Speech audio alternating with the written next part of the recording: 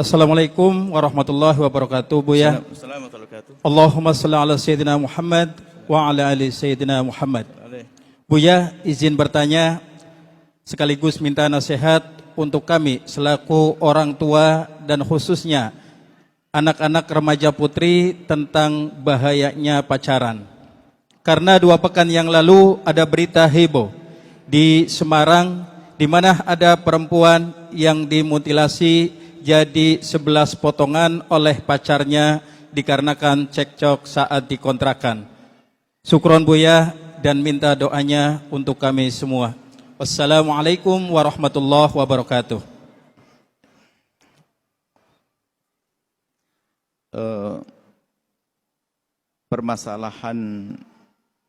Permasalahannya kan kompleks. Hari ini tidak seperti zaman waktu kami masih kecil.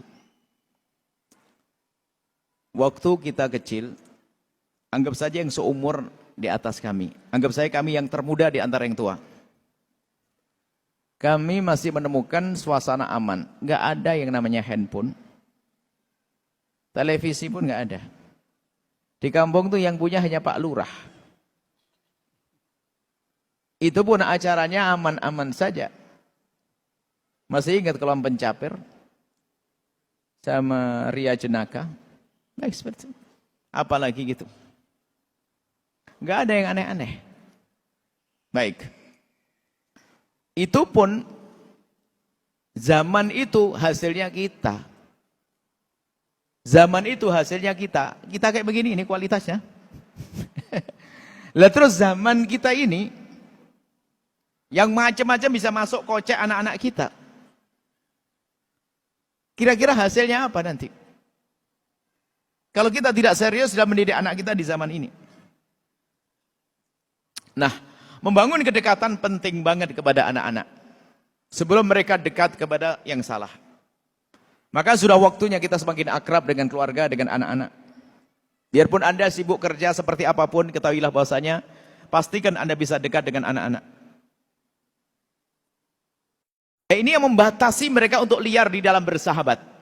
Nah, di saat mereka bersahabat liar, yaitu tadi, bisa menaudil terpesona dengan lawan jenis tanpa kriteria, sehingga pacaran, sampai pacarnya salah pun sampai dihabisi, macam-macam, dizinai, diobat, segala macam. Zaman ini harus begitu kita. Orang tua harus betul-betul menjadi sahabat buat anak-anaknya. Sudahlah, dengar ini sudah. Kalau Anda belum bisa, Anda belajar menjadi sahabat. Anda sering diskusi. Sehingga sahabat dengan sahabat itu rahasianya dibongkar semuanya lah ya. Sahabat dengan sahabat itu semua yang disembunyikan diungkapkan, cerita sering curhat. Kalau seandainya sahabat anak Anda adalah Anda, lihat. Mungkin dia mulai, ini loh pembahasannya di sini. Mulai ada rasa senang dengan lawan jenis akan mengungkapkan kepada Anda. Sekarang itu dengan teman, itu mulai senang saja ngomong. Tahu enggak kamu siapa? Itu si yang ganteng itu. Rumahnya mana itu? Yang bener, kamu bisa nyalamin enggak? Mulai macam-macam. Lihat sahabat. Kalau anak Anda menjadi sahabat anak-anak Anda, apa yang ada di rasa di hatinya akan diungkapkan. Dan itu kami temukan di sebagian ibu-ibu. Anaknya sudah mulai senang dengan lawan jenis. Dan ini loh, di sini mulai terarah. Sebab rasa cinta pasti tumbuh. Fitrah mereka untuk cenderung kepada lawan jenis, itu pasti ada. Nggak bisa kita pangkas, kamu tidak boleh senang lawan jenis. Masuk lagi senang lawan sejenis juga masalah juga kan? Nggak bisa. Tapi Anda harus pandai menjadi sahabat. Ini himbauan kami adalah bagaimana orang tua punya waktu yang cukup untuk diskusi kepada anak-anaknya. Termasuk di saat anak sudah menjelang akil balik, mulailah Anda berbicara tentang masa depan pasangan. Nggak ada masalah sayang, nanti kalau punya suami diskusi. Jadi ini akan terbuka, nggak akan terpelosok kalau dia mulai senang. Nah, di saat sang anak mulai mengadu ada senang dengan lawan jenis, jadilah orang bijak. Jangan langsung bilang, nggak boleh, nggak, masuk sekolah.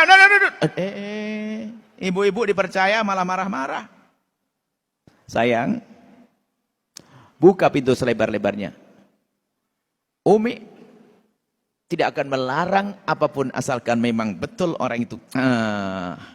Siapa dia? Boleh. Ya penting dia begini, dia baik sama ibunya, dia begini. Pasang kriteria yang cukup di otak anak kita.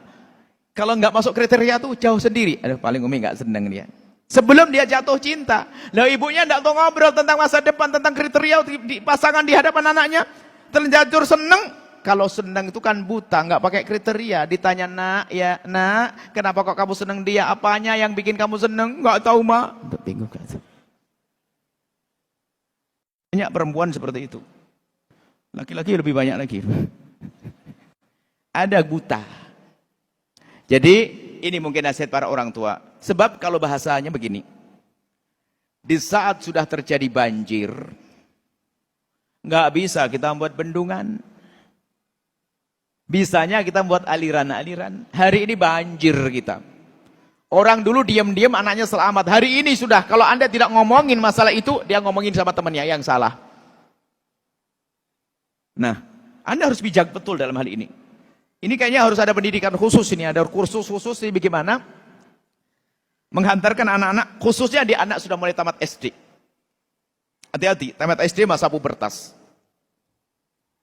Yang sangat mudah ke bawah. Karena apa? Waktu itu adalah dia sudah mulai berbeda. Bukan sebagai anak lagi, sudah ada mulai kecenderungan dengan lawan jenis. Kemudian apa? Usia yang sensitif. Rasa kritis belum ada. Yang ada hanya kagum kepada apa yang dilihat. Wah, ganteng, anaknya orang kaya, ramah, itu gampang terpesona. Di anak-anak semacam itu. Belum lagi naudzubillah, tiba-tiba dicekoi oleh kawannya dengan tontonan urusan syahwat. Enggak peduli lagi dia. Dia menampilkan syahwat, tidak berpikir tentang masa depan. Ini yang terjadi. Jadi tolong menjadi kawan. Sahabat sang anak. Sebisa mungkin. Kalau Anda belum bisa mulai belajar saat ini. Diajak diskusi, ngobrol, keterbukaan. Dan di saat mereka terbuka, tolong jangan langsung Anda tegur. Kalaupun itu melakukan kesalahan, pelan-pelan menyelesaikan masalah. Kemudian setelah itu, sebab-sebab kerusakan hari ini Anda harus waspada. Mohon maaf, media sosial, handphone dan sebagainya. Hari ini kalau Anda melarang putra-putri Anda nonton televisi kayaknya sudah nggak mungkin. Main internet nggak mungkin.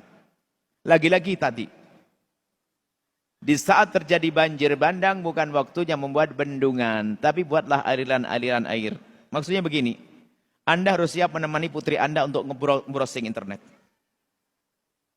Sayang mau kemana Mbak Istinda? Ada jamnya. Mau ke internet? Oke sayang, boleh. Ada jamnya. Ibunya nemeni di sampingnya. Sambil baca Quran dan sebagainya. Temani. Ketahuilah duduknya seorang ibu nemeni anaknya nge-browsing internet. Itu bisa jauh lebih bagus daripada sholat. Yang banyak. Karena apa? Ini menjaga akhlak mereka.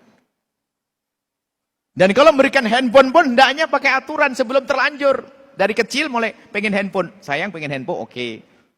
Saya belajar dari orang kafir, seorang non-muslim perempuan mencatat. Begitu bahayanya handphone. Maka jika engkau ingin berikan handphone kepada anakmu, paling tidak harus punya 10 syarat berikut ini. 1. Handphone ini adalah milikku, anakku sayang, bukan milikmu. 1. Ini aku pinjami saja. 1. Yang kedua, handphone ini tidak boleh pakai PIN. Yang ketiga, sampai di rumah handphone bebas, siapa saja boleh buka. Yang keempat, ada catatan. Ajib, ini orang Islam kadang latah banget ini, nggak pernah mikir-mikir. Orang kafir mikir begitu. Sehingga sang orang tua nyantai sampai di rumah, handphone anaknya sama. Ibunya sahabatnya buka gampang. Baik, terlalu panjang jawabannya insyaallah. Karena memang problem ini, soalnya itu topik khusus insyaallah nanti dibahas gimana sih kita nangani solusi anak-anak kita permasalahan. Hari ini bahaya banget. Baik, seperti tadi, handphone. Kalau melarang, kalau anak kita di luar susah. Alasannya sekarang untuk apa? Sekolah apa istilahnya sekolah pakai itu? Daring segala macam, pakai ini apa itu, macam-macam. Mau alasan nggak boleh. Alasannya, kalau bodoh jangan salin rumah, gitu. Baik. Jadi kita harus pandai-pandai urusan itu, harus ada tata cara penggunaan handphone, alat elektronik dan sebagainya. Maka jadi orang tua jangan malas. Nemeni saja nggak mau katanya. Nemeni browsing internet. Temeni supaya tidak kemana-mana. Ibadah itu.